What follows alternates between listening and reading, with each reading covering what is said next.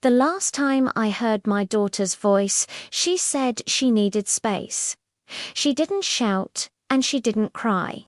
She just sounded tired, like someone closing a door softly.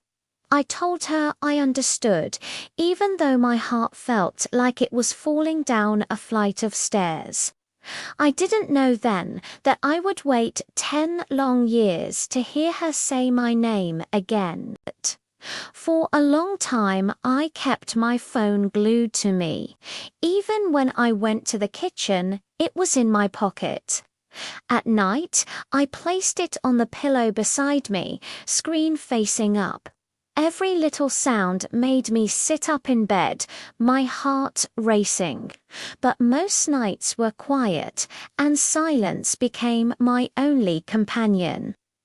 People think silence is peaceful, and sometimes it is. But sometimes silence is heavy. Like wet clothes you can't take off. It sits on your chest and makes it hard to breathe. That's how those 10 years felt to me.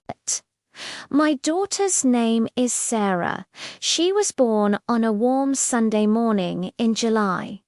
When the nurse placed her in my arms, she looked at me with these wide, dark eyes.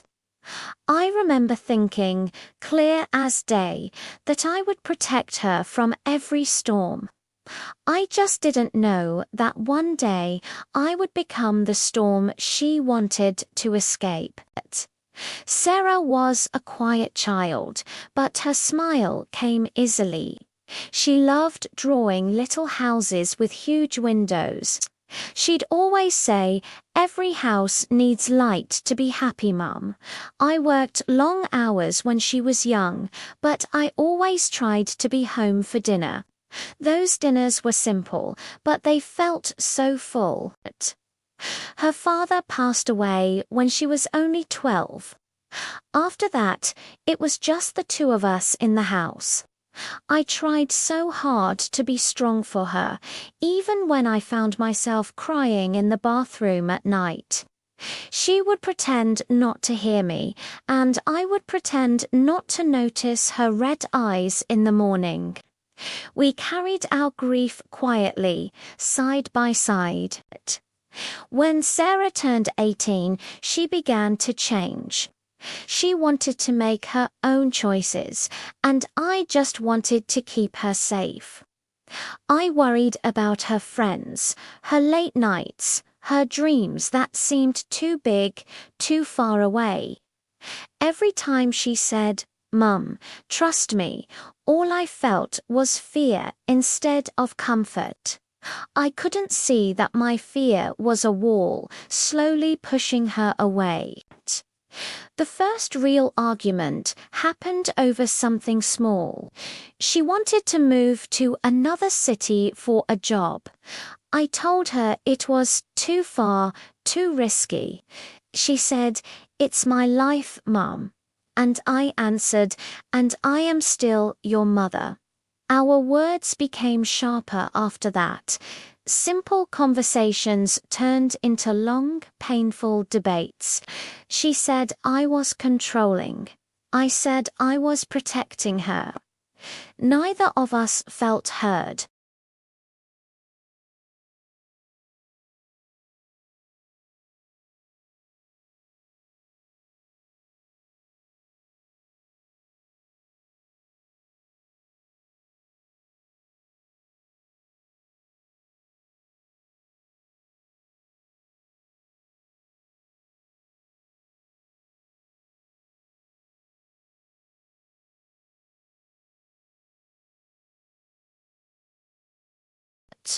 When that door closed, the house sounded louder than it ever had before. The clock ticked like a hammer on the wall. I told myself she would call in a few days. Days became weeks, and weeks became months.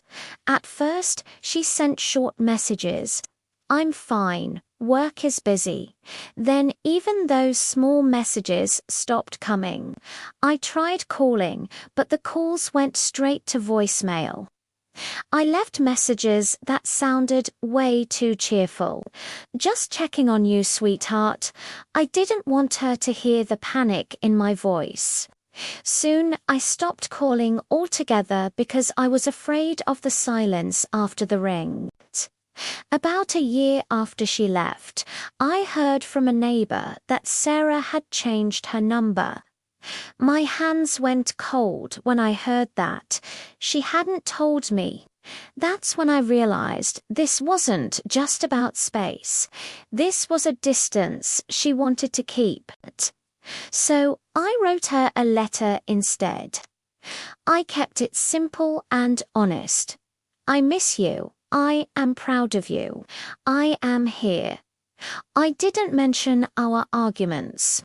I only wrote the words my heart couldn't hold inside anymore. The letter came back a month later. The address had changed. There was no note, no explanation, just a red stamp that said "Return to sender." That small stamp felt like a final answer. I spent so many nights just thinking about my mistakes. I replayed every time I had interrupted her, every time I told her she was wrong without really listening. Every single time my fear spoke louder than my love. Slowly, painfully, I began to understand why she left.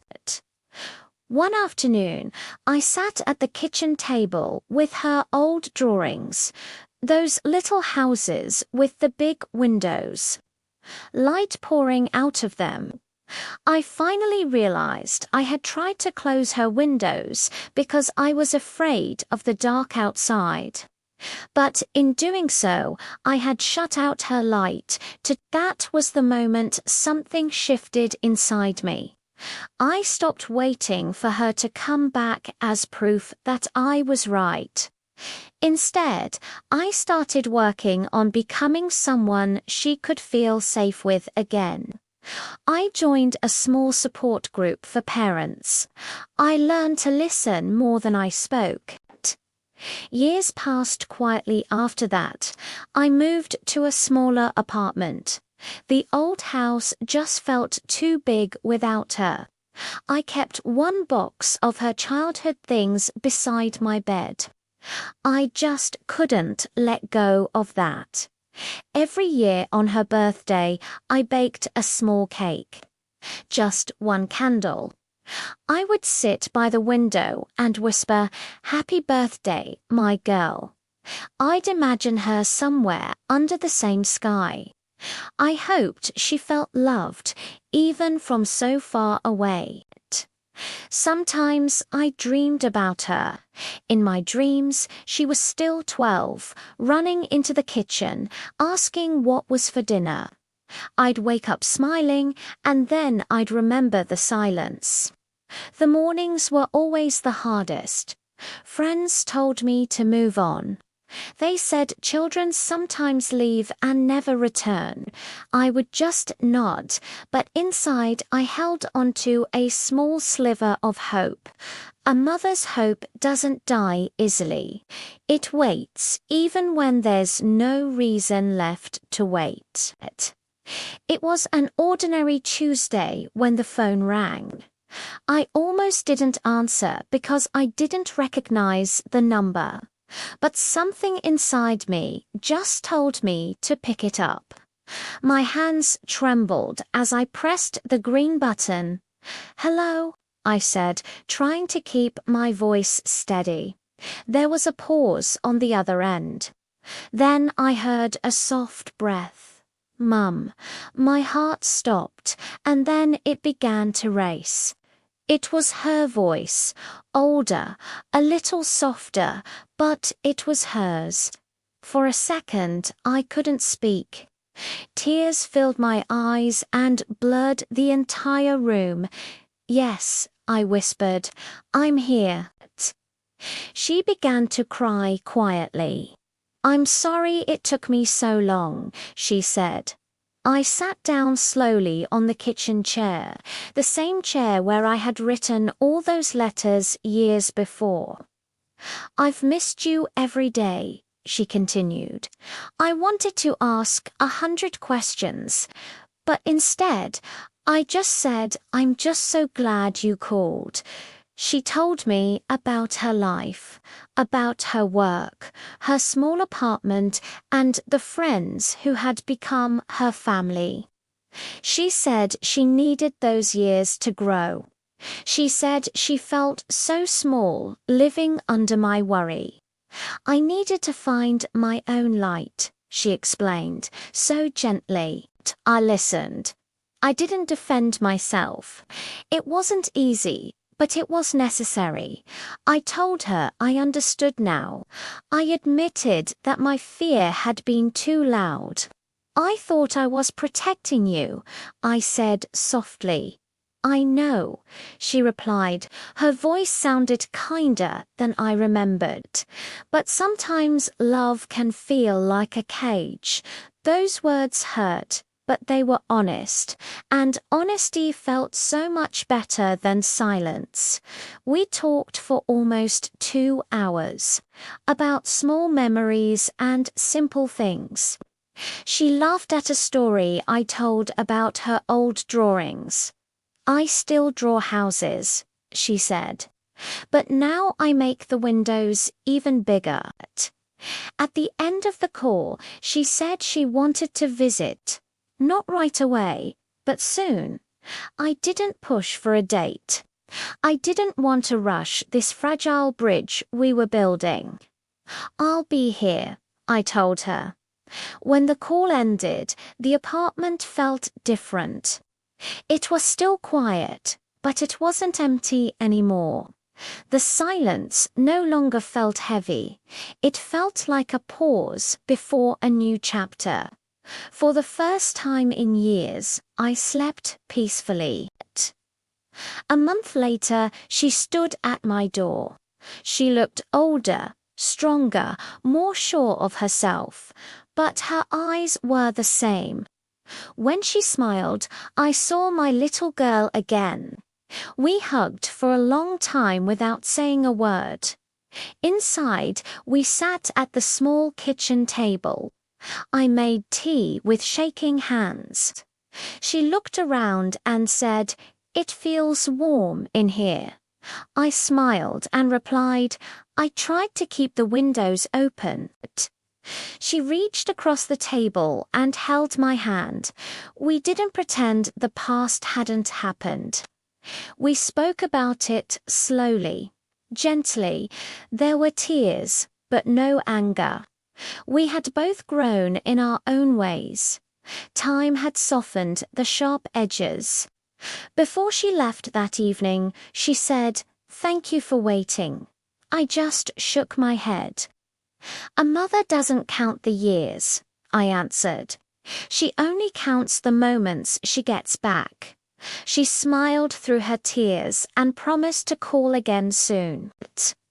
Now, when the phone rings, I don't panic. I just answer with an open heart. Sarah and I are still rebuilding what we lost. It's slow and it's not perfect, but it's real. I've learned that love has to breathe. If you hold it too tightly, it can't grow. If you trust it, it finds its way back. 10 years felt like forever, but they taught me patience. They taught me humility. Sometimes, when I look at the sky at night, I think about those silent years. They were painful, yes, but they changed me into someone better, someone who listens before speaking, someone who understands that children are not ours to control. I waited 10 years to hear my daughter's voice, and when I finally did, it sounded like forgiveness. Not just hers, but mine too. If you are waiting for someone you love, please don't lose hope. Keep the windows open and let the light find its way home. Thank you for listening to my story. If it resonated with you, I'd be so grateful if you'd subscribe. I'll see you in the next one.